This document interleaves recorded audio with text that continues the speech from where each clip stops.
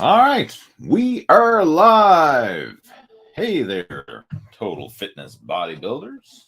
It is your Muscle After 40 coach, Lee Hayward, with the Total Fitness Bodybuilding video chat for Friday, February the 3rd. Hopefully, this is coming through loud and clear, and you can see me and hear me and all that good stuff. All right, hopefully, my internet connection is going to work for us here today and come through loud and clear, because we're currently in the middle of like a snowstorm, windstorm / rainstorm out there. So it's pretty shitty weather. Put it on. It was snow and wind, and now it's warmed up. It's actually turned to rain, and then overnight it's going to drop down below freezing. So it's all going to freeze up and turn to ice. So it's kind of It's a mess of weather out there, and sometimes when we get bad weather, it can impact the internet connection, the Wi-Fi. So hopefully, fingers crossed, this is all going to come through loud and clear, and it seems to be coming through loud and clear so far. See Sean saying loud and clear. Dan's giving me a thumbs up. Lee's saying hear you loud and clear. Dan saying he can hear me clear and loud. Mike's joining in loud and clear there. Good. All right. Excellent. Appreciate that, gentlemen. Thank you for letting me know. And if you're brand new to these video chats, well, first off, I want to welcome you. It's always nice to have new people tuning into our live video chats. This is something that I do most Friday afternoons, usually go live at 5 p.m. Eastern time, that is. Sometimes the schedule changes, but more often than not, we do have our live video Q&A. And the way this works is I'm going to hang out here for the next hour and answer questions that you have related to fitness and nutrition, building muscle, losing fat, and any specific challenges that you're working with when it comes to your achieving those fitness and nutrition goals. So if there's anything that you would like to discuss in the area of health and fitness and nutrition and wellness and all that stuff, feel free to type those questions and topics of discussion into our chat window, and I'll do the best that I can to help you out over the course of our chat today. And for those of you who are wondering, okay, who the heck is this Lee Hayward guy? I mean, I know a lot of you are regulars, but we do have some newbies, new members, new people joining in. I don't know if newbie is a nice word, but new people to the video chat. So again, if you are new, please let me know in the comment section there. All right, let me know if this is your first time tuning into one of these live chats, because we'll give you top priority. All right, if you are.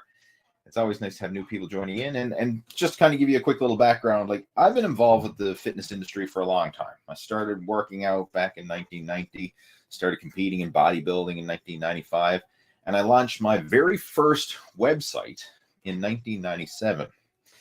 And from there, kind of just snowballed into the whole fitness scene, was working at a local gym as a personal trainer and strength and conditioning coach.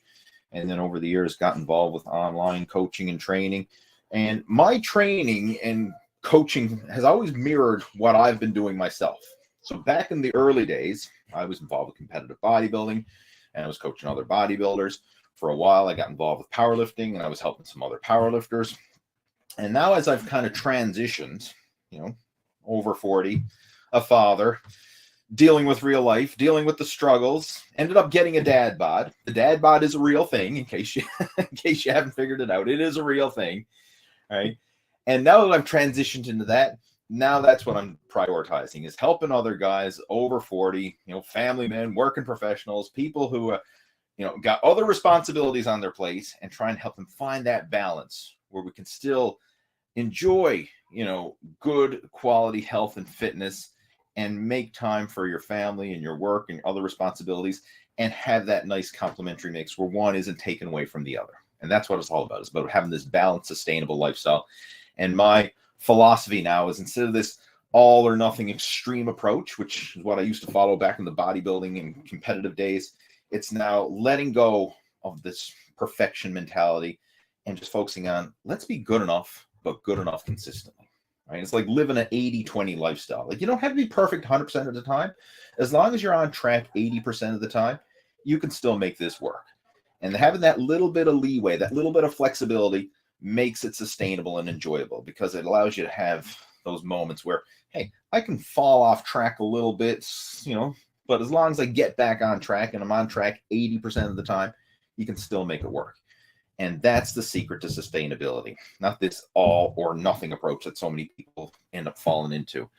And that can be frustrating. And I know, coming from the bodybuilding background, that's the way it was. It was like, hey, put the blinders on, I'm all in. It's, some hardcore, crazy cutting diet, or there was no diet at all, right? It was 6 days a week, 2 hours of cardio a day, burning the candle at both ends. Or it's like, screw it. What's the point? And that all or nothing, well, it does work when you're all in. It's hard to stay all in. And more often than not, what ends up happening, oh, just a second, I have a visitor. What do you want? You want my phone? Oh, okay. Thank you, sir. Thank you. All right. I'll have black coffee, please. Yes, it's almost ready. All right, thank you.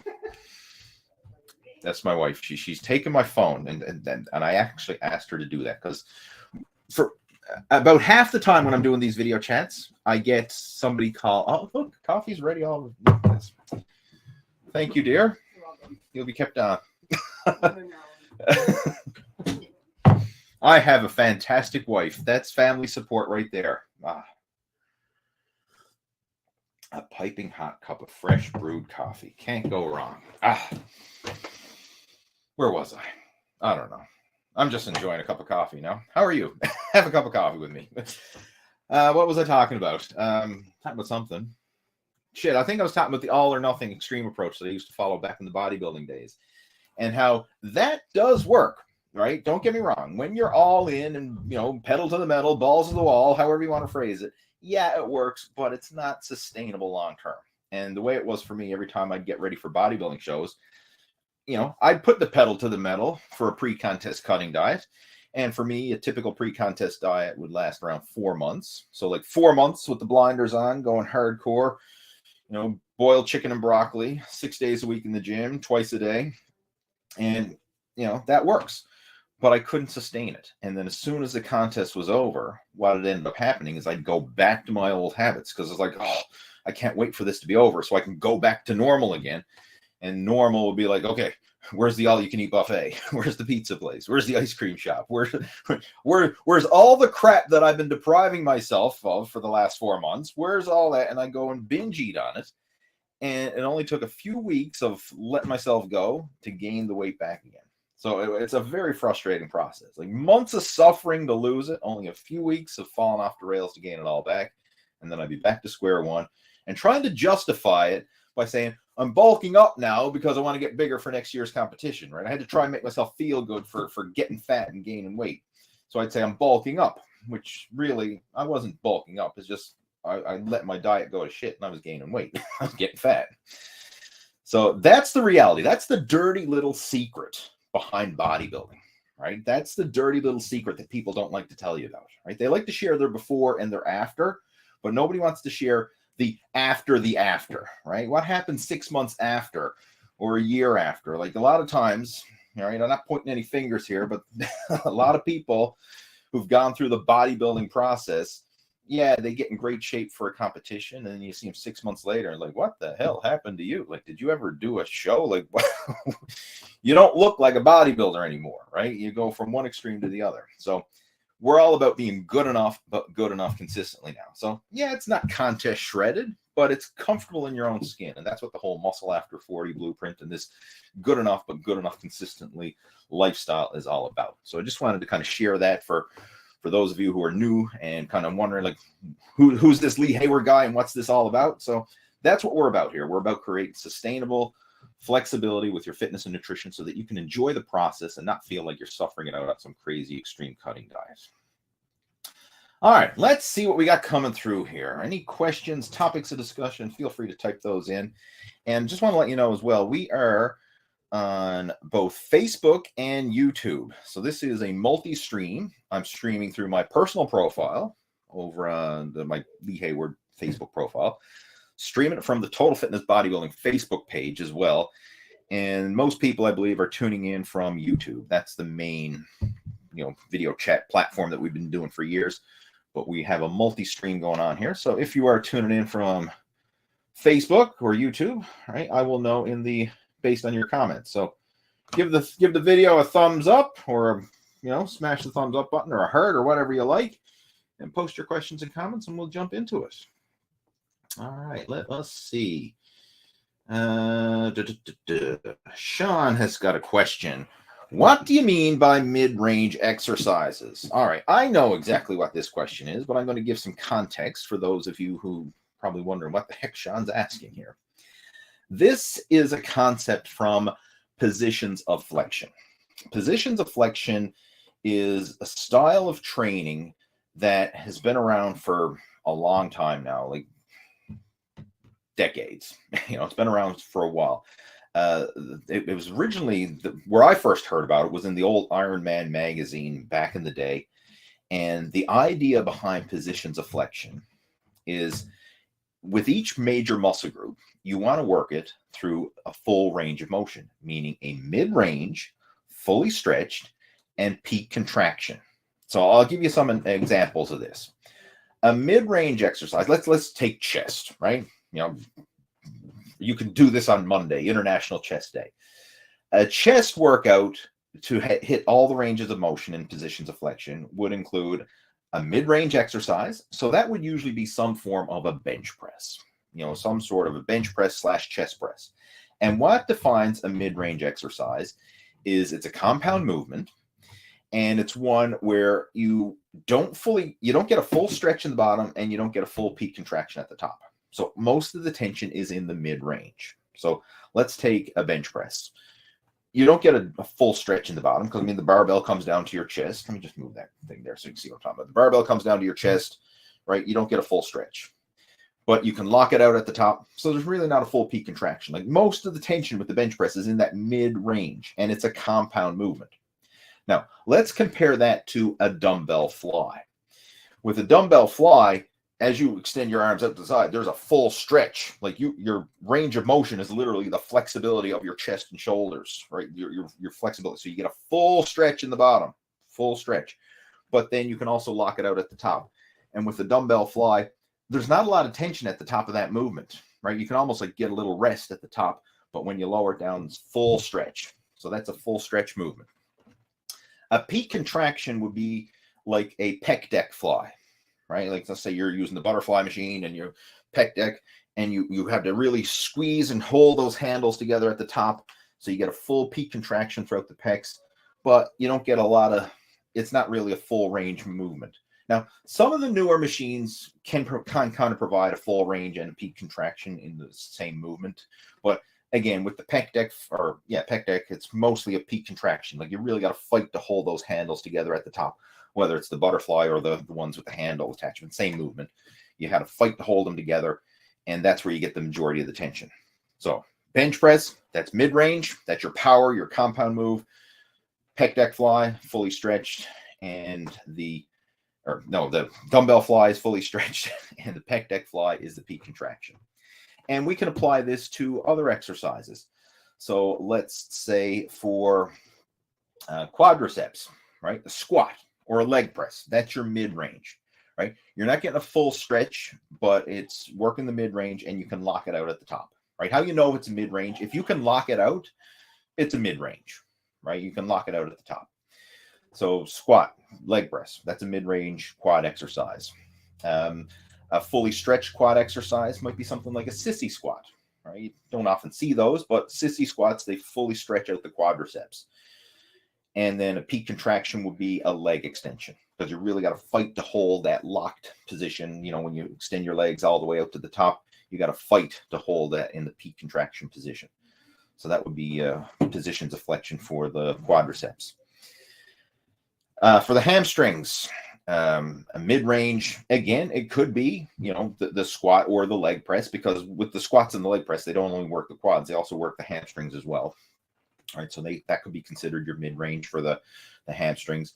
A fully stretched for the hamstrings would be like a stiff leg deadlift, or a Romanian deadlift, something along those lines, where you really get that deep stretch throughout the back of the legs and the glutes, the hamstrings. And then a peak contraction would be like a leg curl, right? So that would be hitting all ranges of motion, the mid-range fully stretched peak contraction. And you can utilize this for all your major muscle groups. So that's what I mean when I say a mid-range exercise. And if you would like to see a sample of this, I actually have a full workout playlist covering positions of flexion over on the Total Fitness Bodybuilding YouTube channel. And what I will do is I'll just type it into our chat window there. So hopefully this comes through on the stream. Just give me a second. I'm going to go to my YouTube channel and dig up that link. Now, you could go to Total Fitness Bodybuilding YouTube channel, right? Just do a search for it and do a search for like Lee Hayward positions of flexion, and it'll probably pop up there in the search. But chances are it would probably get bogged down with a gazillion other videos as well, and you would probably be lost. So here, I actually have the direct link, and I'm going to post it into our chat window down there. Hopefully this comes through on all platforms. I haven't really checked to see if this comes through on all platforms or not, but let me know if you can see that link there in the bottom. I just posted it there. That is a positions of flexion playlist. And I believe, yeah, it came through on Facebook, came through on YouTube as well. Cool. All right. So there you go. You should be able to see that. And after this video is over, don't do it now. Stay with me. Stay with me while I have my cup of coffee and we'll have a chat. But afterwards, you can go check out that one, the positions of flexion playlist. And that covers, there's a chest workout, a back workout, an arm workout, a leg workout, and a shoulder workout utilizing positions of flexion. Now, for full transparency, not all muscle groups are going to work perfectly with positions of flexion, but you'll be able to hit most of them. Like, for example, with shoulders, there's not really a stretch exercise for the shoulders themselves, but you will indirectly stretch your shoulders when you're doing the exercise, like pec deck, or I'm getting this mixed up, a dumbbell fly. And when you do certain stretch exercises for your back, like say like a pullover or something like that, you are indirectly stretching the shoulders that way. But when it comes to the shoulders themselves, there's really not a stretch exercise for the shoulders, but you certainly do have mid-range and peak contraction. So just keep that in mind. Like, not every muscle group is going to fit perfectly into that mid-range, fully stretched peak contraction mold, but most of them will. All right, where was I? Moving on. All right, scroll back to my questions there. We have Steve is joining in. Welcome, Steve. Glad to have you. We have Cool Gamer joining in. Welcome, welcome, welcome, welcome. Robert's a regular joining in. Glad to have you tuning in, Roberts. Gabriel's got a question.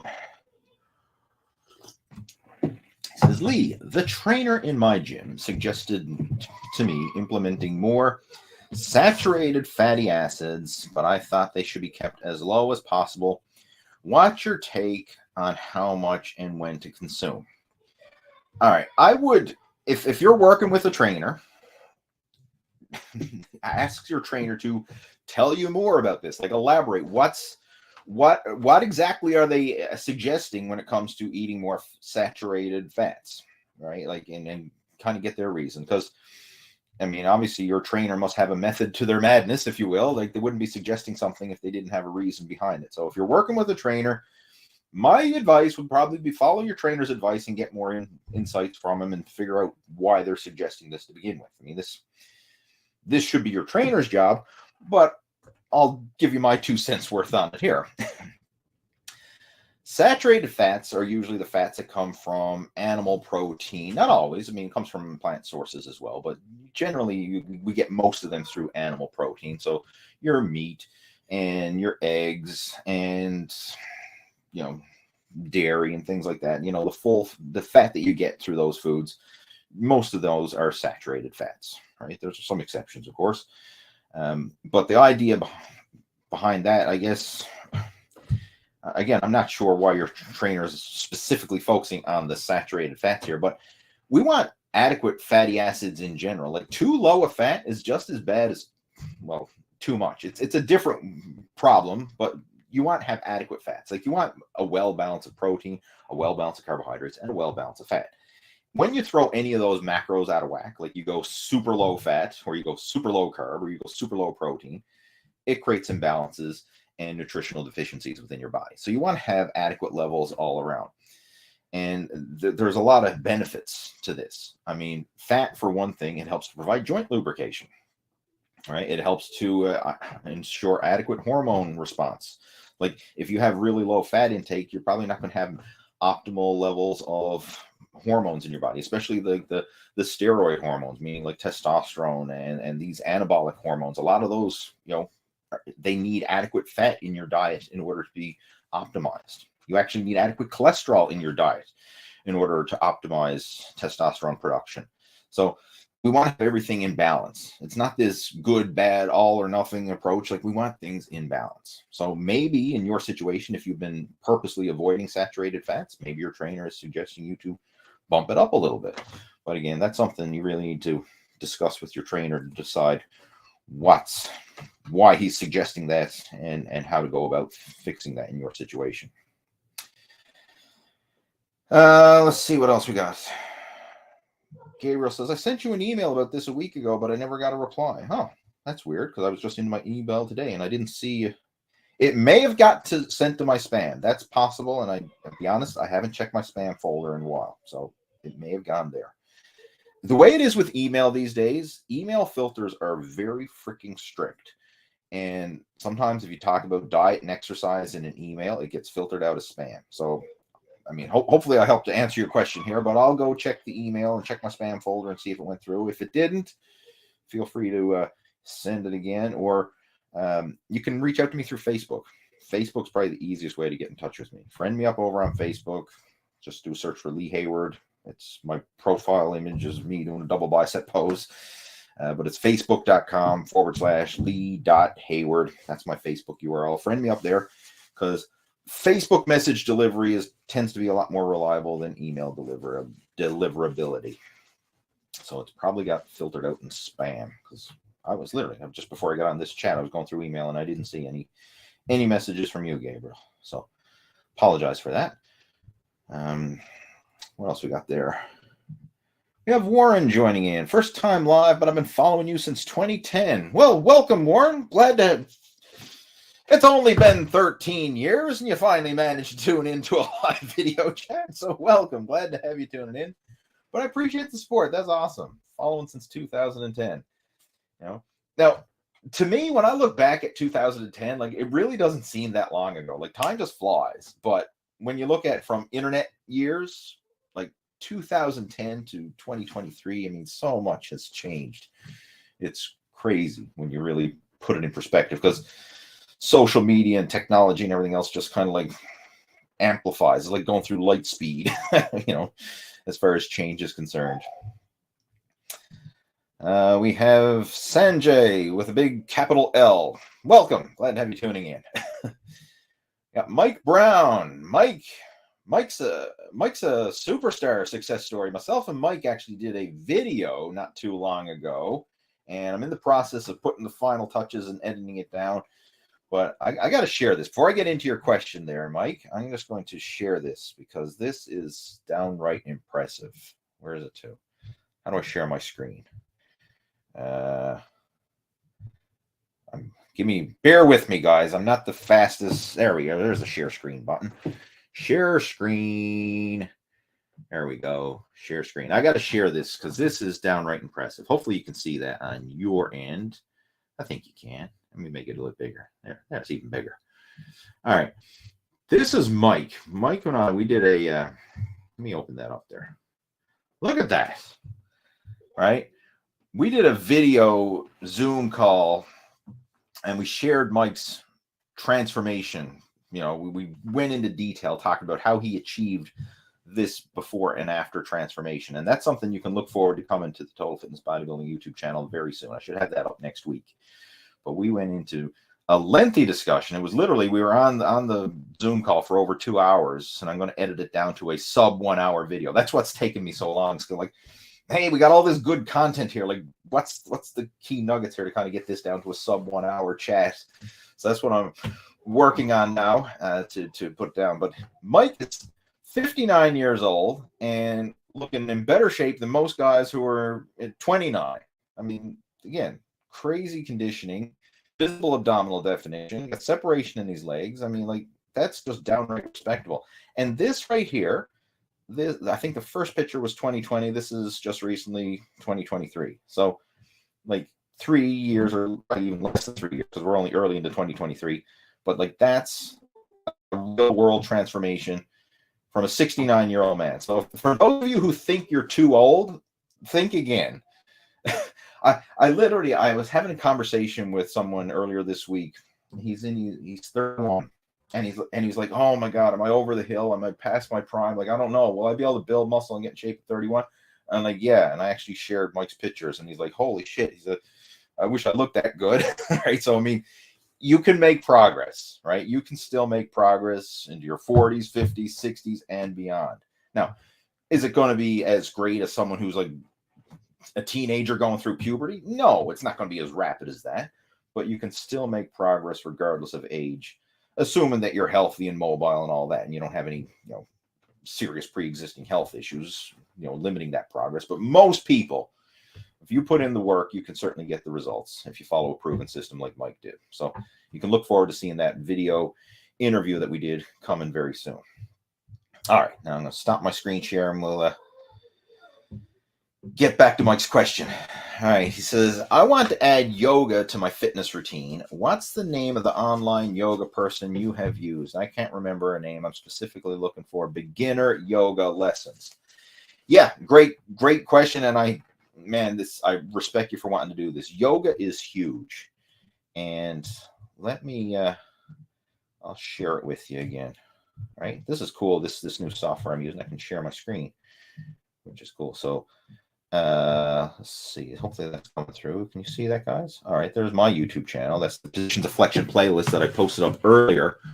But the one that I go to, it's Yoga with Adrian. This is the one. And I'm just going to pop open her channel. She got a huge channel, 11. Hello, friends. Stop it there. 11 million subscribers. And the cool thing is she's got some, hopefully that's coming through. Yeah, it is. All right. I just removed Mike's question so you can see what I'm talking about here. But she's got some playlists. Again, I have no affiliation with this woman at all. I've never met her in person. I just found her on YouTube, and I got to say, I like her videos. So she's got a bunch of them, like different playlists that you can go through. And some of them are like 30-day playlists or whatever, and different beginner workouts, laying the foundation and all this kind of stuff. What's one that I followed? I started following her years ago. Oops. I'm completely obsessed with my hair now that I use Vega more. It's healthier. Freaking YouTube ads. Where was it? I'm just trying to see all playlists. See if I can recommend the one that I followed. I mean, she's added so many more, but there was one in particular. It was like some 30-day beginner yoga playlist. Holy shit, she's got a lot of playlists. Again, she's got 11 million subscribers. So I mean, this isn't a YouTube channel. This is an empire, right? When you're that big. 30 days of yoga. That's the one. All right. That's the one that I followed. I went through this, day one, ease into it, right? Hey, it sounds pretty good. I'd like to ease into it. Stretch and soothe, right? All these different things. But it's a 30-day yoga practice. And I went through that myself, going through that. And I got to say, at the end of that 30 days of yoga, man, I had a new appreciation for yoga, and it certainly added a lot to my workouts. And even now, what I do is I don't have a dedicated yoga day or anything like that. But after each of my strength training workouts, I always factor in at least 10 minutes to stretch and do some yoga poses to really loosen up all the muscles that I trained in my workout. So I have this post-workout stretching / yoga routine that I do. So I go over on the mats, to the sidelines of the gym, and I'll run through my little stretching and yoga pose routine. And I find it very helpful for maintaining flexibility and mobility and injury prevention and just making you feel better in general. And it's a great way to take the tension out of the body after a hard workout, because you go into the gym, you're doing your weight training, and you're kind of amped up, and it's a high stress, high intensity exercise. Yoga is more of a gentle exercise. Not saying it's easy, but it's more gentle, and it's kind of like you focus on your breathing and you just slow down, and it's kind of like helps to release some of that tension that you build up through the weight training. So I always like to finish off my weight training workouts with some stretching and yoga poses, and that's the one that I recommend. It's Yoga with Adrian is the name. And for the heck of it, I'll give her a plug here, shout out, whatever. I'll post the link to that playlist, Mike. So I got it there on my screen. I'm just going to type it into the chat window. You can go check that out. Where's it to? This is for you, Mike.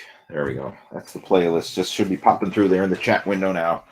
Just posted a link to that 30-day beginners playlist. Now, she's probably got other ones since then, but that's the one that I personally followed when I started following along with her channel.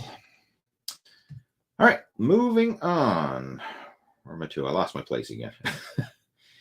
Sam. Hello, Sam. Says, I'm a diabetic, type 2, but I want to have a six-pack, get lean and ripped. Kindly suggest how should I achieve it? All right. Obviously, being a diabetic does pose some extra challenges than people who are non-diabetics, but the same core principles apply regardless. The big one you got to be careful of is, manipulating your diet and your medication. So I'm assuming type 2 diabetic, you're probably using insulin. These days, you probably have some sort of blood glucose monitor hooked up to you 24/7. Like I know a lot of guys put these little monitors on their triceps, and then it's set up to a smartphone app on your phone, so you can monitor your blood glucose all the time instead of the old-fashioned finger pricking and all that stuff. So you should have a good, it's easier nowadays than it used to be, is what I'm getting at, because you had that 24/7 feedback your blood sugar. So you really need to keep an eye on that. That's the big challenge, right? Because if you start, improving your diet to get lean, to develop, visible six-pack abs, you're going to have to adjust your medication accordingly.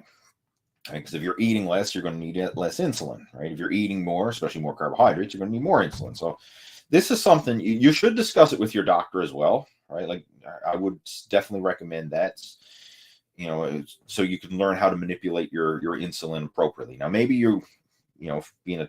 maybe you have this under control. I don't know, but it would be worthwhile to discuss this with your doctor so that, you can tell them, hey, I want to improve my eating habits, and what do I do with my medication?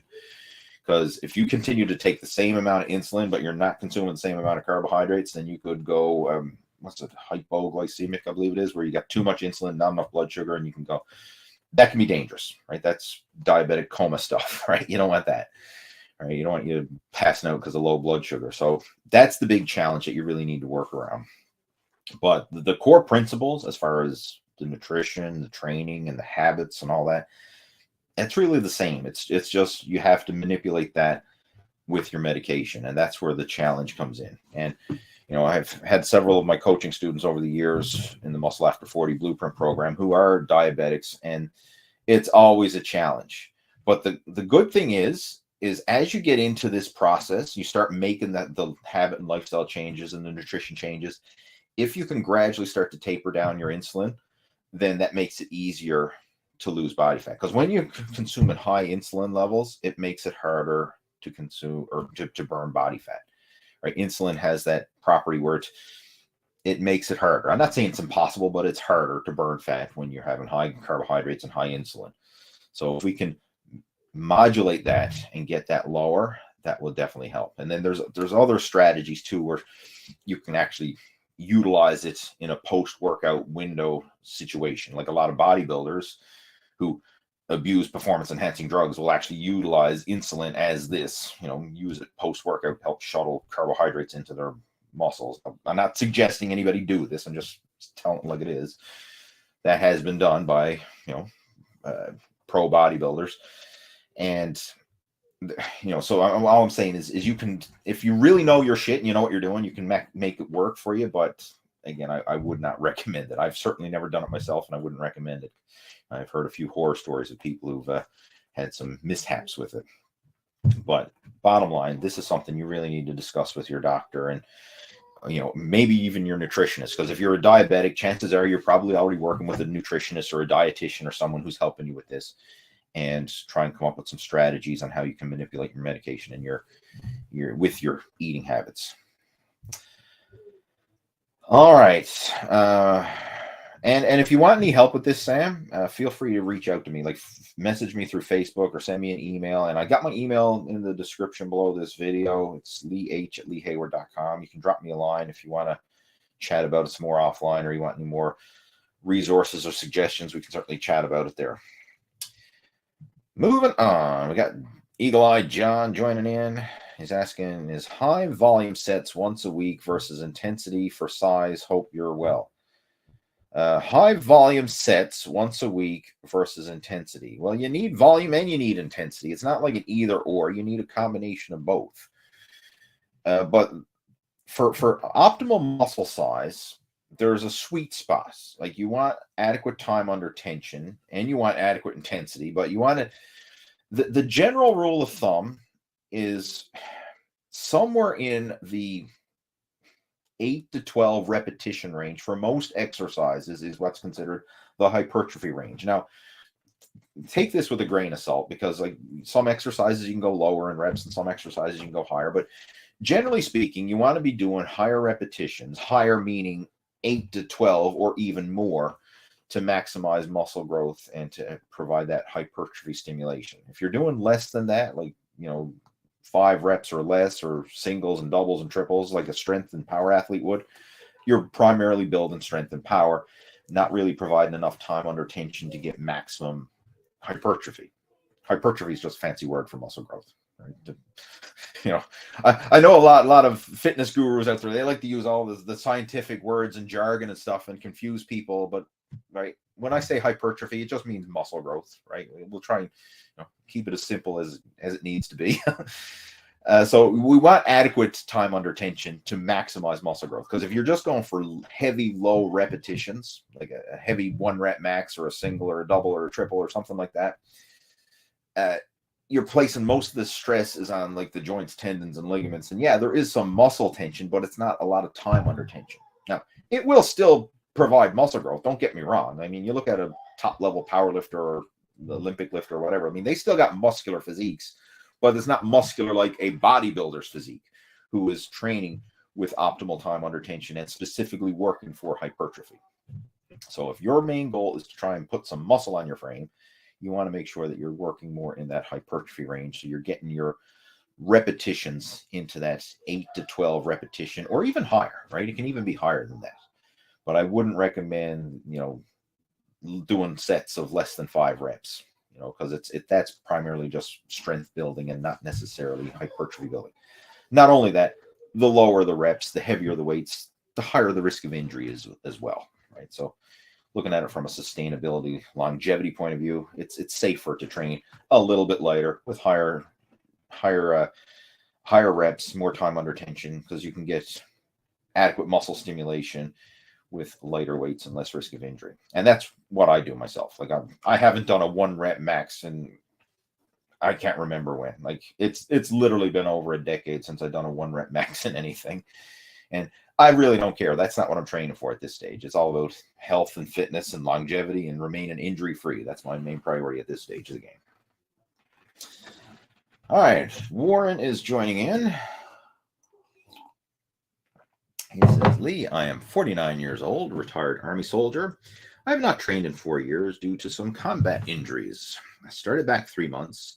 Now I want to put on more muscle. Please help.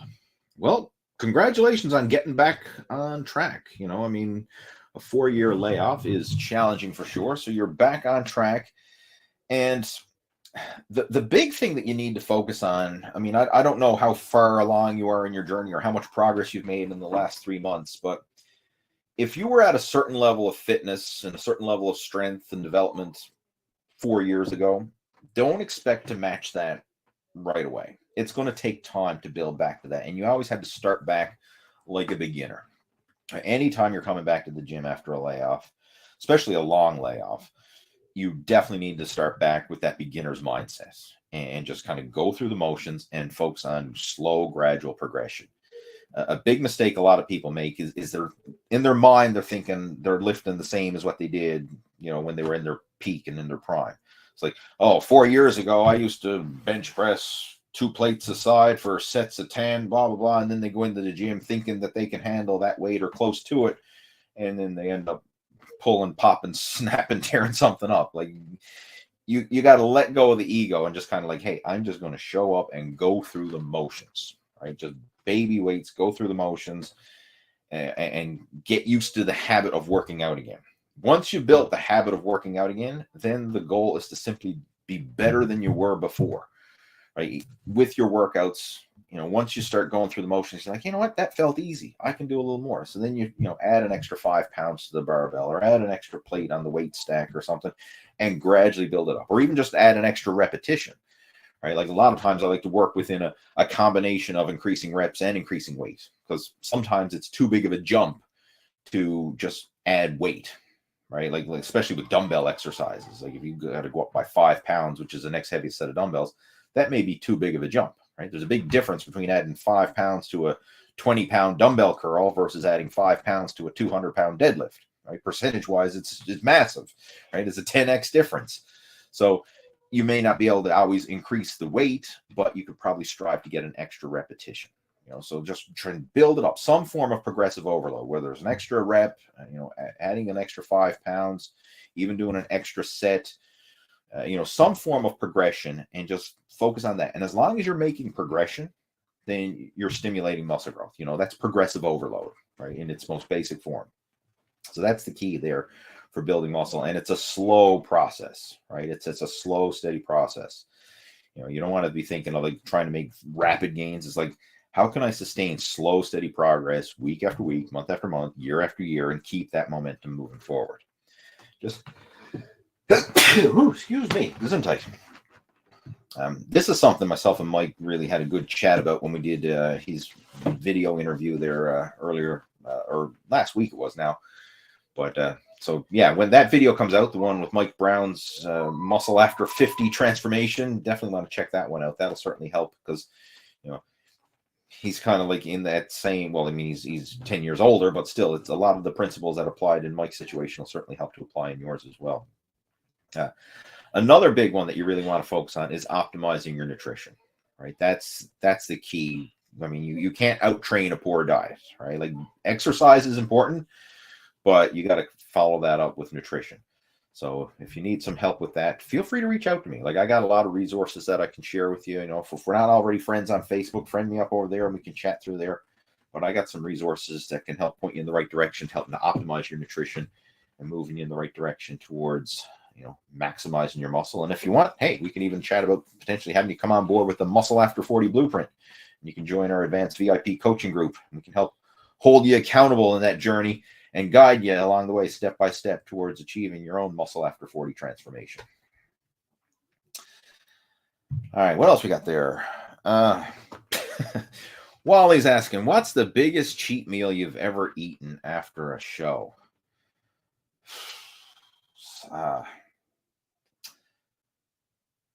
I remember this was back in 2010. My wife and I, we competed at the Atlantic Canadian Bodybuilding Championships in Moncton, New Brunswick. And this, it was weird because the show was over late. And by the time we got finished up and cleaned up and everything else, the area that we were staying in at the time, like all the restaurants were pretty much closed up. So there was not much available right after the show. Like it was late at night and stuff, and everything was closed down. There wasn't a lot of 24-hour places open in that town we were to in Moncton, New Brunswick.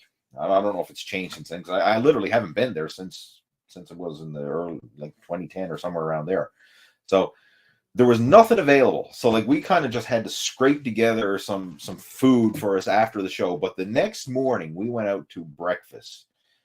And we had a disgustingly big breakfast. I mean, it was delicious, but it was disgustingly big. Like stacks of pancakes and bacon and eggs and sausages and hash browns. And like we ordered this massive breakfast and ate it and like said, hey, bring back the menu. I'm going to order another one. And like, it was ridiculous. And the crazy thing is, I think my wife matched me bite for bite. Like she doesn't have this big appetite now, but back when she was competing as well, like she had a massive appetite. And like, if we went to an all-you-can-eat buffet, she was matching me plate for plate, right? I mean, it was crazy. So that that was probably the biggest cheat meal I had, was this massive breakfast. It wasn't a buffet breakfast, but we just kept ordering, and the waitress was just like, where the hell are you guys putting this? You know, bringing out the plates and stacks of pancakes, and you know, and the sausages and the hash browns and the toast and the, oh man,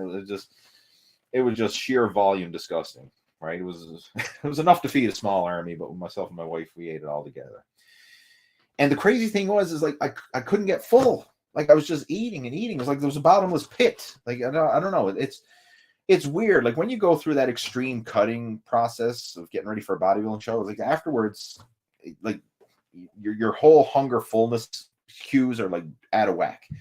And there was just like no turn it off. It was like opening up the floodgates, and I just couldn't shut it off. Like it was just eat, eat.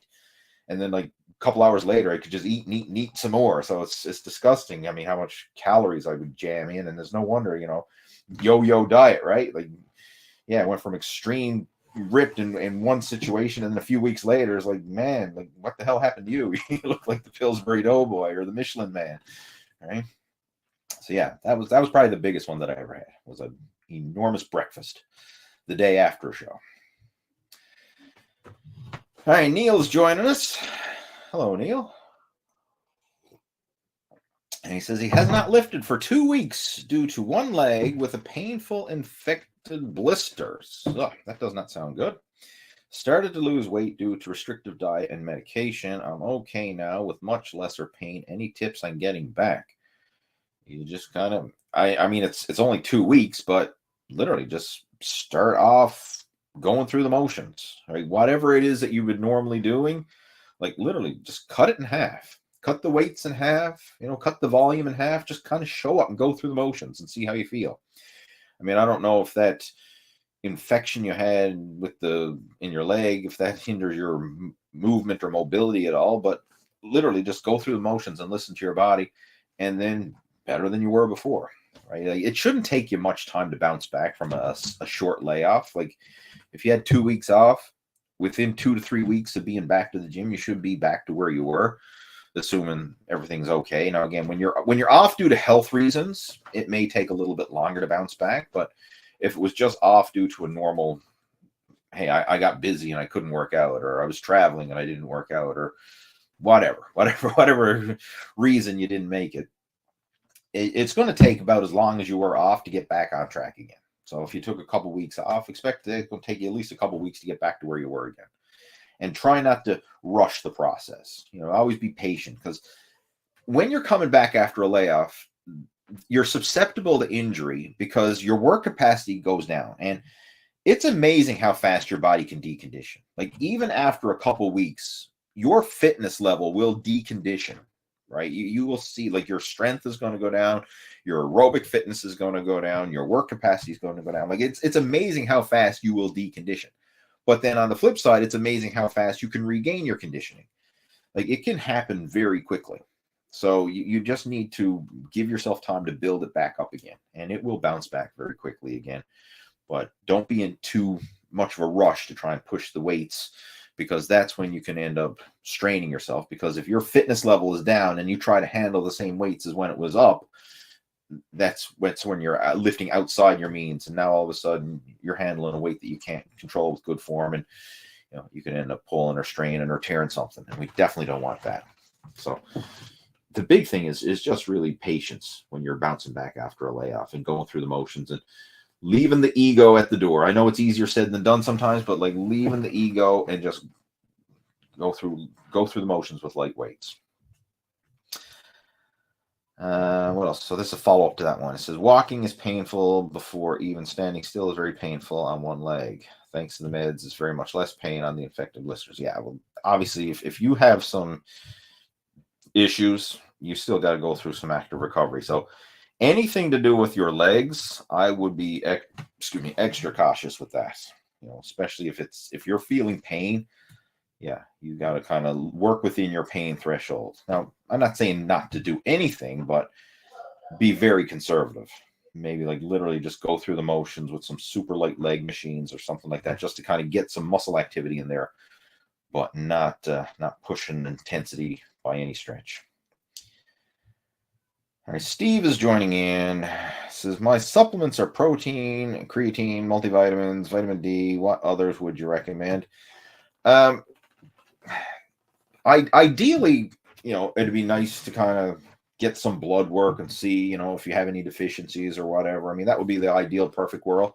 But I'll just throw out some common ones, that common general deficiencies that you see amongst a lot of people. The B vitamins, all the, like, you can get a B complex, which covers all the major B vitamins, because there's a bunch of different B vitamins.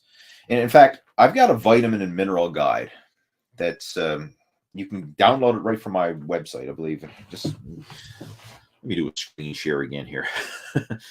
Show you what I'm talking about for those of you who are watching this. Where was I? Okay, let me just share that. So we're over on the yoga page. If we go to Lee Hayward, go to LeeHayward.com. Wait for that to pop up. Here we are.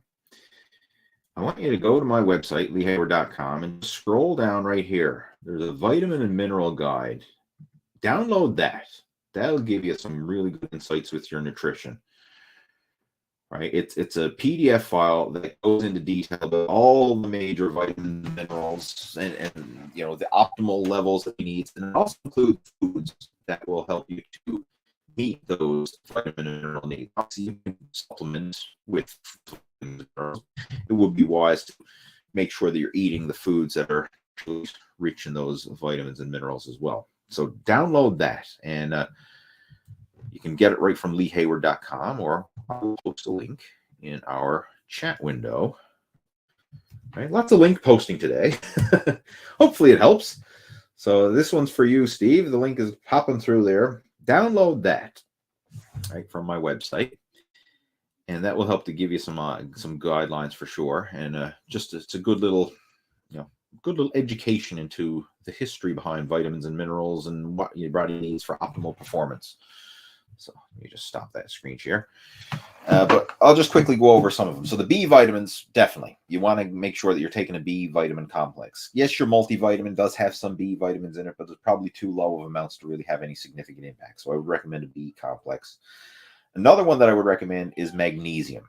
Magnesium is very often a weak link for most people. Most people are not getting enough magnesium in their diet, so I would recommend supplementing with a specific magnesium supplements. I take it in the morning and I take it in the evening before bed. Magnesium before bed helps to promote restful night's sleep. It's part of the ZMAs, the zinc and magnesium supplement. Was very popular several years back as a natural sleep aid. So magnesium is good to help with that. What else would I recommend? You're already taking vitamin D, which is a good one. That's a common one that most people are deficient in. Unless you live in a natural sunny climate and you're outdoors exposing your skin to natural sunlight on a regular basis and getting natural vitamin D. Most of us are not, especially if you live in the northern hemisphere and you're indoors most of the day. And when you do go outside, you're covered up in parkas and hats and gloves and everything else. You're not getting any sun exposure. So unless you're living in a warm climate and getting a lot of skin exposure to the sun, you need to supplement with vitamin D. What else would I recommend? Another one that can be helpful is a greens powder, especially if you don't consume a lot of vegetables. Like, we consume protein powder to help ensure that we're getting adequate protein intake. Greens powder helps to ensure you're getting adequate vegetable intake. So I like to use protein and greens. So if I can't get solid food protein and solid food vegetables, then I will supplement with protein powder and greens powder to get supplemental protein and supplemental vegetables. So greens powder is nice to have, like, as a backup if you're not getting enough veggies. So if you're not a big veggie eater, you should be supplementing them with that on a regular basis. Get the phytonutrients and the enzymes and all the goodness that you get from green vegetables. But in my case, I do naturally eat a lot of vegetables. But if for some reason I'm traveling or busy or I ran out and whatever, and never had a chance to get to the grocery store and stock up, and I don't have vegetables, then I will supplement with greens powder to make up for that. So that's another one that's nice to have just increase your vegetable intake, is the greens powder. What else? I'm trying to think off the top of my head here now. Those are the essential fatty acids, omega-3s. So I personally use like a high potency fish oil supplement. That's a good one to get omega-3s, because most people do not get enough omega-3s from your diet unless you're slamming back like, fish and salmon and mackerel and fatty fish like that on a regular basis. You're probably not getting enough omega-3s. So I personally try to supplement with the omega-3 fatty acids, the high potency fish oil on a daily basis. And I also look for natural sources of omega-3s, like hemp hearts is a good source, flax seeds, another good source, chia seeds, another good source. Some of those can help with getting natural omega-3s into your diet. But it's helpful to have an omega-3 fatty acid supplement, and high potency fish oil is a good one for sure. Those are a few key ones that you can look into, but the big one would be to download that vitamin guide that I recommended in the chat window, and that should help to guide you in the right direction for sure. But yeah, hopefully you found that helpful, and we shall move on. And Robert saying it is through. I guess he must mean the links that I posted earlier. Thank you, Robert. We have Amy join, or no, not Amy. I said Amy. It's Ange, right? I confused the G for a Y. Ange is joining in, saying, suffered with insomnia for years, which was killing my gains. Started smoking weed.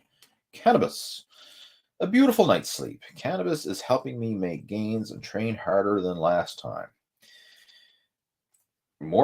Thanks for sharing that. I mean, more power to you if it's working, and why not? I've never smoked weed. I mean, when I was younger, I've tried it. Like if you're at a house party, this back before it was legal. And for those of you who don't know, in Canada, marijuana is legal. Like I can go to the grocery store and buy marijuana, but I haven't done it because I wasn't smoking it when it was illegal, and I'm not smoking it now that it's legal. First off, I can't stand the smell of it. That's one thing, but I just wasn't into it. Now, I did try it when I was younger, like going to house parties or whatever, and someone would have a joint and passing it around, and if it got passed around, I'd take a puff of it and right, pass it on to the next person. But I've never ever bought it myself, right? I've never had my own stash, right? Never rolled a joint, but I have took a puff of it when it was going around the circle, right? Almost like that 70 show, which is now that 90 show, right? When everyone was down in the basement passing around the joint, right? I mean, when it passed to me, I would take a puff and pass it on. But I never ever did smoke it, and that was only a few times when I partook in the pass around. So I really have no experience with cannabis and any of that. Like back when I did that was, my gentle God, that was back when I was in my early 20s. So that's 20 plus years ago now. So again, I have no experience with it, but if it's helping you with your sleep and you're enjoying it, hey, more power to you. I mean, I know some people who use it on a regular basis and find it's helpful. So, I'm not anti, cannabis or whatever. It's just I personally don't partake in it. Just never did it when it was illegal, and I'm not doing it now that it's legal. But be interesting for those of you who can relate to what Ange was saying here, right? Cannabis helps you sleep better. Feel free to share your comments and feedback in the chat window. It'd be interesting to hear. Is this something that others are partaking as an evening bedtime routine, right? To ensure a good night's sleep? Let me know. And correct me if I'm wrong here now, but aren't there different strains of cannabis? Like some of them have sedative properties and other ones have stimulating properties. I've heard that before. Again, I don't know for sure, but I think I've heard there's a lot of different strains, and some have different effects depending on what type of strain it is. Again, I'm a total newbie when it comes to this, but again, if you have any experience with it, feel free to share in the comments below and share your insights. What else we got there? We have Michelin.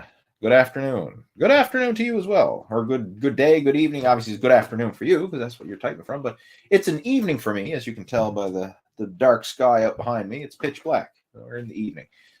But glad to have you tuning into our video chat. Are you I would assume you're probably new to the video chat, 'cause I don't recognize that name off the top of my head. So maybe you are new to our video chat, and if that's the case, I certainly want to welcome you. It's always nice to have new people joining in. I usually, not that I have a database of people, but I just remember names, and that one looks like a new one to me. We got Eric joining in. Hello, Eric. Welcome. Crispin's a regular. Welcome, Crispin. John's got another question saying, Lee, for shoulders, I see you do one exercise for shoulders, one for front, one for side, one for rear, and one for traps. Yeah, in a typical shoulder workout, I generally do that. I want to have this. If I'm going to have a shoulder day, which I don't do body part days anymore, just for full transparency, I do total body workout. So I'll mix and match it and change it up. But back when I was doing split routines, and if you go through any of the playlists that I have up on the Total Fitness Bodybuilding YouTube channel that have shoulder workouts there, it's generally some sort of overhead press, a barbell press, a dumbbell press, a machine press, some sort of overhead press, and then we'll get into isolation work. So there's going to be some isolation work for the side delts, some sort of side lateral raise, whether that's a dumbbell, a cable, or a machine, usually some sort of rear delt work, whether that's like a reverse fly or, a reverse pec deck fly, bent over lateral raise, something along those lines, but some sort of isolation work for the rear delts. I would do very often, I would probably incorporate some sort of front raise to hit the front delts, whether it's a barbell raise, dumbbell raise, plate raise, some sort of front raise. And a lot of times I would pair up a shrugging movement with there as well. So some sort of like barbell shrugs or dumbbell shrugs. Maybe even face pulls or upright rows. But generally, if I'm doing a shoulder day, I want to hit all three heads of the deltoid. So there's going to be an isolation move there for the side, rear, and front heads of the delts. And then, an overhead press, and then maybe some shrug work in there as well. But that's generally a good overall shoulder routine if you are breaking it up into a body part split routine. Oakley dokley. Let's see what else we got there. Guys, I lost my place. There we got Paul. Welcome, Paul. Paul's a regular to the video chats, and glad to be here with you. Thanks, Paul, for joining in. Much appreciated. And if you haven't, myself and Paul did a video interview a while back. He's featured in the Muscle After 40 success story. If you want to check that one out, it's over on the Total Fitness Bodybuilding YouTube channel. We got playlists there with some of our past coaching student success stories, and Paul Miller is definitely one of our role models there. Right, he's fit over 60 success story there. So again, thanks for joining in, Paul. Much appreciated. We have a gladiator joining us. Love the helmet. I actually have a helmet very similar to that down in my basement. For a while I was big into props like that. I got a gladiator Spartan sword, and I got the helmet and stuff. I was a bit of a collector for novelty stuff like that. I actually used to use them as props in my bodybuilding posing routines back in the day when they did allow props in posing routines. So that's where it came from. Anyway, his question is, your thoughts on Nutri System for weight loss? I'm not a fan of it. I mean, I'm sure it works for some people, and if it works for you and you enjoy it and everything else, more power to you. I'm not a fan of it myself, right? I like to focus on trying to make fitness and nutrition as convenient and fit in with your lifestyle with as little disruption as possible. And I know with Nutri System, like you're buying a lot of the pre-packaged Nutri System foods and stuff like that. Again, there's pros and cons. So I'm not saying it's all bad, but I would never do it. I would never recommend my coaching students do it.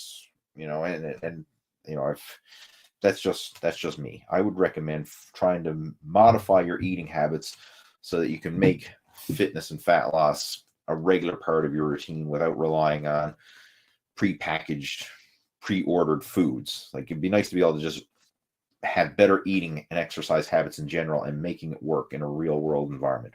Like, that's one of my philosophies as a fitness coach, is I try to help people with as little disruption to your lifestyle and your routine as possible. Like, some people go in there with this, like, hey, we're going to we're going to turn this upside down, and we're going to have you change your diet and change your lifestyle and change this and like rip everything apart and put it all back together again and try and make it work. That rarely works, right? It rarely works long term because it's too big of a change. It's too much. It's overwhelming. And it's like most people just go, boy, I can't do this, right? They get burnt out, overwhelmed, and quit. Think of the typical person like when New Year's resolution rolls around. Like we're in that phase now, right? Where everyone was all full of piss and vinegar for New Year's, and that's it. Oh, come January, that's it. I'm going to go join the gym. I'm going to work out for 2 hours a day. I'm going to go low carb. I'm going to go this. I'm going to give up alcohol. I'm going to blah, blah, blah. And they have the best of intentions for like a week. And then after that, it's like, oh shit, this is too hard. I can't do this anymore. And then like, a couple weeks after is like, screw it. I'm going back to my old habits again. So I'm not a fan of this extreme trying to like force the process. Like we want to just, first off, like when I'm helping somebody, like the big thing we want to look for is like, what's the low hanging fruit? What are some easy little changes and tweaks that we can make to kind of like get some small wins and then build the momentum? And then once we have some momentum, then, hey, what else can we tweak and modify a little bit to build a little bit more momentum? But ultimately, we're making changes, but it doesn't feel like you're on a diet.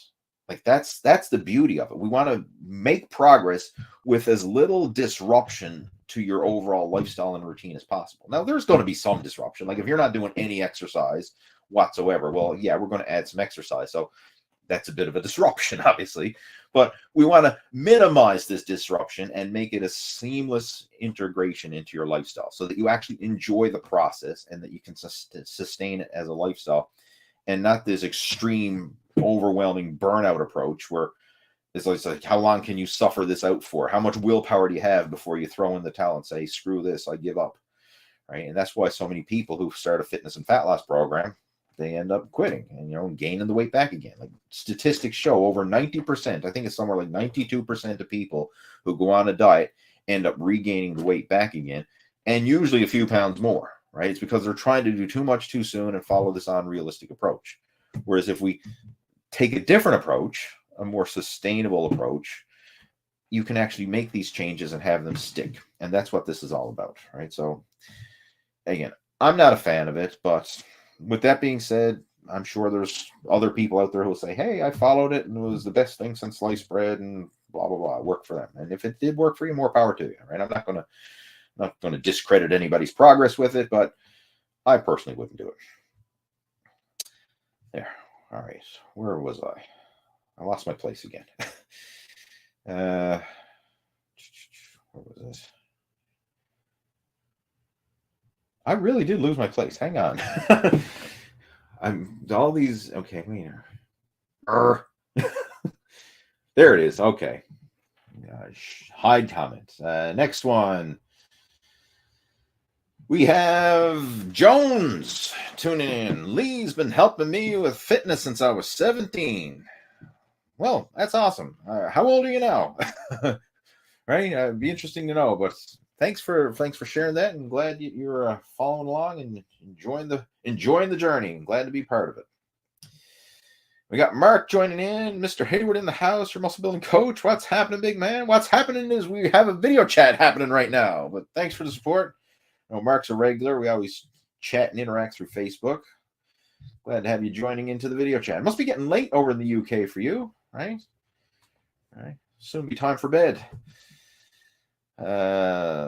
Steve is complimenting Mike on his transformation. Absolutely. I'm looking forward to sharing that video because I got to say it's an insightful conversation we had, and I got some value from it for sure. So thanks for giving some kudos to Mike there. I got Chris joining in.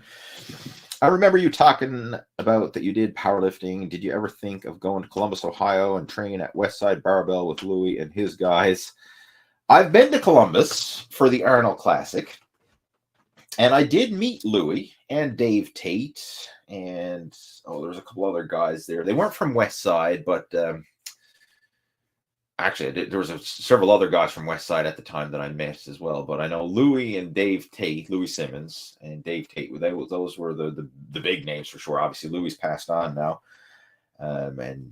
but I mean, the thing I didn't train with them. I just met them at the expo. There was actually the WPC was having I think there are world championships there, and that's where I met the guys, and I just chatted to them at the event. Ended up getting a picture with both of them. And there's like powerlifters and bodybuilders, especially powerlifters, they're just so down to earth, right? Like we see them online, and like back in the day, I was following like Westside Barbell and following like they seem larger than life looking at them online. But then when you get to hang out and actually meet them, it's just like they're just regular guys shooting the shit and cracking jokes and having like it's just such a cool experience. Where sometimes most of the bodybuilders were like that. Like you go to the expo, most of the bodybuilders are pretty humble, but there was a few who I was very surprised by how, you know, nose in the air, like I'm above you, get in line. You know, there was a few people who I was very surprised at how arrogant, or I don't know what the word is, but just not friendly, not approachable they were. Lou Ferrigno's one of them. Right? I'll say his name. Why not? Like Lou Ferrigno, like he wasn't going to sign an autograph or let you take a picture or anything else unless you lined up and you bought whatever shit he was selling at his booth. Another guy who was like that was Frank Zane. Frank Zane wouldn't let you take a picture with him or get an autograph unless you bought whatever shit he was selling at his booth. Whereas most of them, like granted, some of the more popular guys, they had like a big lineup of people or whatever, but you know, if you got in line and everything else, like they'll give you an autograph, they'd take a picture with you, and you know, the whole fanboy experience. But some of them, I was surprised, like they say, no, you're not getting a picture with me unless you buy something, right? You know, and it's, I mean, it just leaves a bad taste in your mouth, right? So there's a few of them that are like that, but in the powerlifting environment, none of them were like that. So it's like, hey, come on over and chat. And usually there was much smaller lineups for the powerlifters than there were for the bodybuilders. So you had more time to interact and chat with them, right? So it was pretty cool. But no, I never did train at Westside. I've often thought about it, and I've followed all their online material, and I got all their old VHS tapes from back in the day and courses and all that kind of stuff. I mean, so I did do a lot of Westside style training, but I never actually ever trained with the guys or did any of their seminars and stuff that they used to host. But something that I'm sure I certainly would have loved to do back when I was powerlifting, but those days are behind me now. I have zero interest in powerlifting at this stage of the game. All right. I respect it, but it's beyond my, it's in the past now. Right? What else we got? Thy vry dome come. I think I said that right, or I'm sure I didn't. You're the man, Lee. Amazing. I think it was Charles Atlas who pioneered this complementary method. I think he must be referring to the positions of flexion. And maybe it was Charles Atlas. I mean, like stuff like when it comes to bodybuilding, we're always just reinventing the wheel, right? Like a lot of the stuff that we're seeing today and people are releasing and putting a new fancy name on it and repackaging it and kind of like, hey, look at my new program. Hey, I got this new intermittent fasting program. Intermittent fasting is as old as eating itself. Like there's nothing new about intermittent fasting. or people say, hey, look at my super duper low carb system that I developed. Like low carb has been around for as long as eating itself. There's nothing new about it. It's as old as dirt. Maybe that position of flexion, I mean, who knows? It might have came from Charles Atlas and the guys from back in the day. Like even if you watch Pumping Iron, like, you know, seeing like Arnold and those guys, they applied positions of flexion to their workouts, whether they called it that or not, they were doing it, right? So like all these different methods and you know, things that you see marketed, like people try and market it as some latest and greatest thing. Chances are it's just it's what's old being packaged as what's new, you know, like it's the same shit. That's what I'm getting at. Like it's still all about, you know, eating and exercise and healthy lifestyle habits and all that kind of stuff. So like the tactics are as old as dirt. The challenging part, and this is what I work with, you know, when I'm coaching people, is how do you take those tactics and actually implement it into your lifestyle and do so while enjoying the process? That's the challenge. And I'm actually currently going through a master health certification program that helps people deal with the mindset, the habits, and the inner game side of fitness and nutrition. It's a master health coaching program that I'm doing through Precision Nutrition. And we don't talk about anything related to tactics. Like, it's no macros or exercises or workout splits or none of that.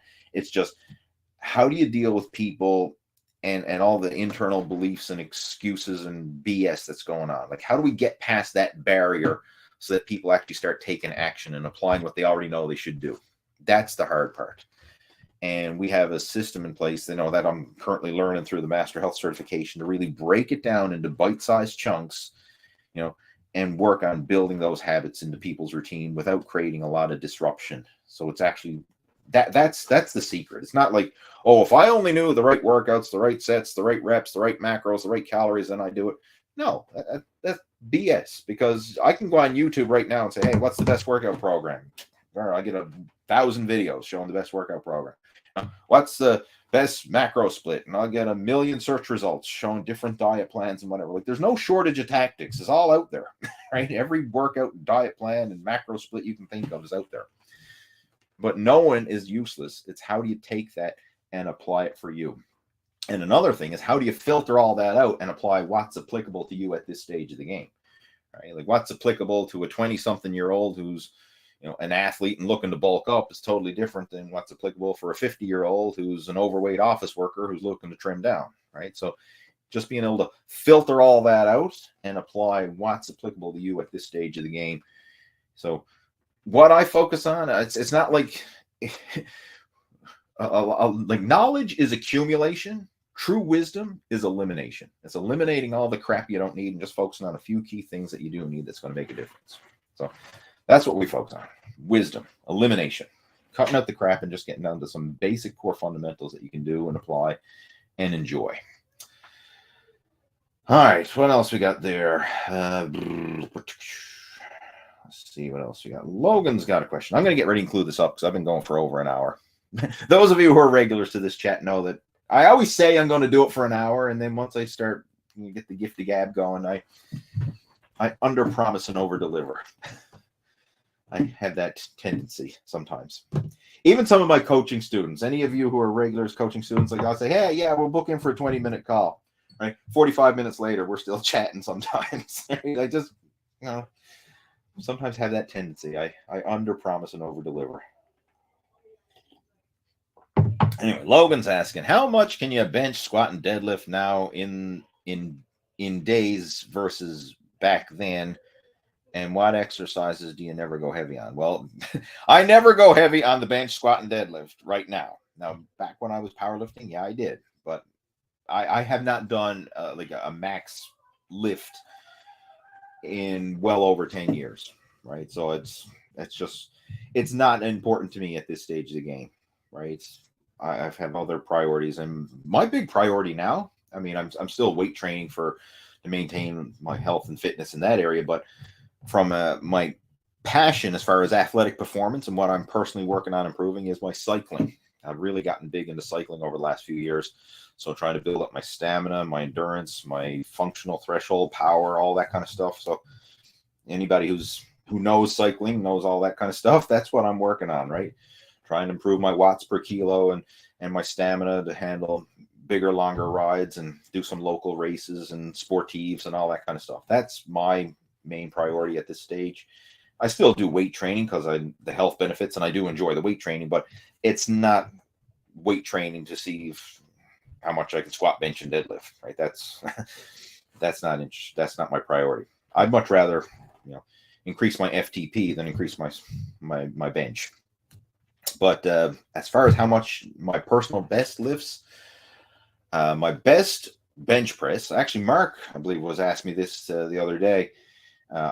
Back in 2005, I did my personal best ever bench press. I benched 445 pounds at 220 pounds body weight. And I was so happy with that because I had crossed off a double body weight bench press. I only did it once, and it was a gym lift, right? The most I've ever done in competition was 407. I did 407 at a meet and got 3 white lights for it. So I was super happy with that as well. But in training, I did a 445 bench at 220 pounds body weight. So it was a double body weight bench press. Squat, my personal best squat was 530, and I think deadlift was 520. Now, I'm not 100% sure if the squat was 530 and the deadlift was 520, or if it was the other way around. But I know they were both just over 500 pounds, the squat and the deadlift, and the bench press was in the 445. That was my personal best lifts that I ever did, and those were all done back in the around the 2005 range. That's when those lifts were done. All right, what else we got there? Paul saying, love having that VIP group. Accountability is so important. He's referring to our Muscle After 40 VIP coaching group. And you're absolutely right, Paul. That family that we have there, our virtual Muscle After 40 family, is powerful. Because a lot of people don't have that accountability in real life. Like, I don't have it, right? I mean, I get just as much benefit from being part of our group as the members do, right? Because I mean, hey, I'm seeing guys like you and Mike and everybody else, and Jeff and Pete and a lot of the regulars in on our group. Craig, right? I mean, I know I'm Steve. I know I'm leaving people out, but you know who you are. Like, all the regulars on our group, we're regularly posting when we do our accountability check-ins. Our Man Up Monday and our Where You At Wednesday and our Flex Friday, right? Like, people are posting progress, and I'm just seeing, like, week after week, they're getting better and better. I'm like, shit, I got to keep up with these guys, right? So it's motivation. As a high tide rises all ships. So I mean, that's the power of having that type of support system and a proven program in place like we have. What else we got there? Greg is joining in saying, can I be in a slight calorie deficit and build optimal muscle by increasing my protein and carb intake? You can still build muscle in a calorie deficit, but will it be optimal muscle? No, right? To build optimal muscle, you want to be in a slight surplus. Like, you don't want to be depleting yourself to maximize muscle growth, but you can still build muscle while in a calorie deficit, but it's not going to be optimal muscle, if that makes sense. And the rate of muscle will never exceed the rate of fat loss, because put real world numbers out there. Like, if somebody goes on a fat loss program, they could, like, lose 20 pounds of body fat while gaining a pound or two of lean muscle in the process, right? Like, if you do body composition scans and all that, you could probably see that. But you're never going to lose 20 pounds of body fat and then simultaneously gain 20 pounds of lean, rock solid muscle. Like, no, that's not going to happen unless you're coming back after some layoff where you were already at that previous level, and now you're just regaining lost muscle, because regaining lost muscle is a lot different than gaining new muscle, right? It's that muscle memory element there. Or if you're using some crazy performance enhancing drugs, then obviously that's going to skew the ratios. But even if somebody was going crazy with performance enhancing drugs, you're still not going to build muscle at the same rate you lose body fat. Like, the fat loss will still be greater. Like, put some real world numbers out there. Like, it's possible for someone to lose 100 pounds of body fat in a year if they're super committed and super dedicated to structured training, nutrition, and lifestyle habits and all that. It's possible to lose 100 pounds of body fat in a year. Nobody is gaining 100 pounds of muscle in a year. That ain't going to happen, right? Regardless of what you take or how much you eat or what, it ain't happening. Right? Most people are not going to gain 100 pounds of muscle in a lifetime. Like, the average person in a lifetime, you probably gain 50 pounds of muscle. An enhanced pro bodybuilder with world-class genetics is probably going to gain 100 pounds of muscle in a lifetime. But, it's realistic for someone to lose 100 pounds of body fat in a year. So the rate of body fat loss versus muscle gain, the fat's always going to be faster than muscle gain. All right. What else we got there? Alexandros. I think I said that right.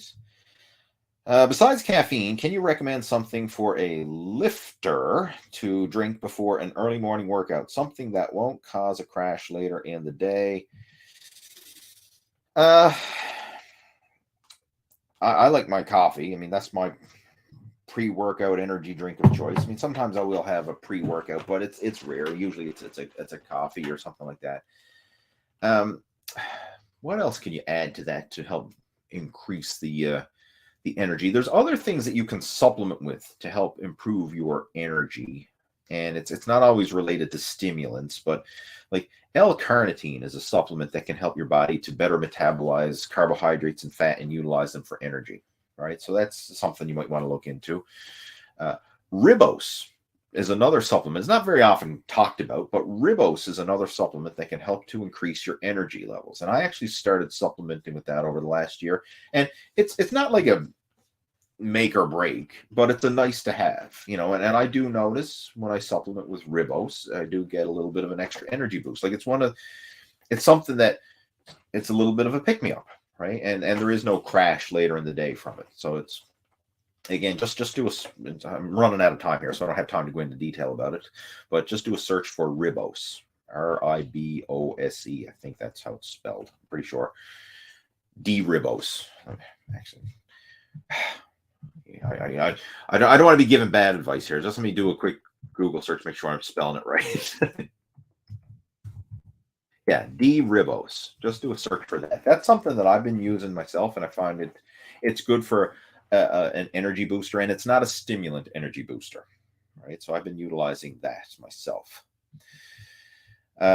What else can you take? I mean, creatine's another one that helps, but again, you're not really going to get a big energy boost from creatine, but it does help the whole process along, you know, increasing your strength and helping regenerate ATP, adenosine triphosphate, during the workout. So indirectly, it will help, and it's actually nice and complementary when you're used with D-ribose. So creatine and ribose is a good supplement combo there to help improve your energy. The big one, making sure you get a good night's sleep. Like, you're having an early morning workout, we got to think back, like getting to bed early the night before and ensuring that you're getting adequate sleep. Like, we got to kind of like take several steps back instead of thinking, okay, it's the morning, I'm tired, I want to get to the gym, what do I take? Right? I mean, yeah, there's some things, you know, caffeine and pre-workout and whatever, some supplements can probably help give you a little kick in the arse right then, but ultimately you need to backtrack this. Like, how are you sleeping in the night before the workout and even in the days leading up to the workout? Like, are you getting adequate sleep? Are you getting to bed, you know, in enough time to make sure that you're getting 8 hours of good quality restful sleep before that early morning workout, right? If you're going to bed at midnight and then you're waking up again at 5 a.m. and thinking you're going to get a good early morning workout, no, it ain't going to happen, right? You need to backtrack it to make sure that you're getting adequate sleep. Sleep is the best supplement / energy booster of all, right? That would trump the caffeine or any supplement or stimulant or whatever, getting adequate sleep, right? Because if you're sleep deprived, you know, all the supplements in the world ain't going to band-aid that. So that's the big one that you really need to focus on for sure. But if you have any questions or you know, you want to elaborate on any of this stuff, feel free to reach out to me, and you can message me through Facebook, friend me up over there, you know, I got my link in the description below this video. Friend me up on Facebook if we're not already friends, or send me an email, leeh@leehayward.com. Reach out and we can have a chat and brainstorm some ideas to help you move in the right direction towards reaching your fitness and fat loss goals. And I'm going to get ready and close it up, right? We are well over our hour, right? An hour and 27 minutes in as of right now. So I'm going to get ready to close it up. Hopefully you enjoyed the video chat. And if you did, please smash that thumbs up button or give it a heart or whatever. Show some support. And I will have the replay of this posted up along with the timestamps within the next couple days. So hopefully you enjoyed it. And if you have any questions, reach out and I will talk to you next time. Take care. Over and out. And now I will end the broadcast. End.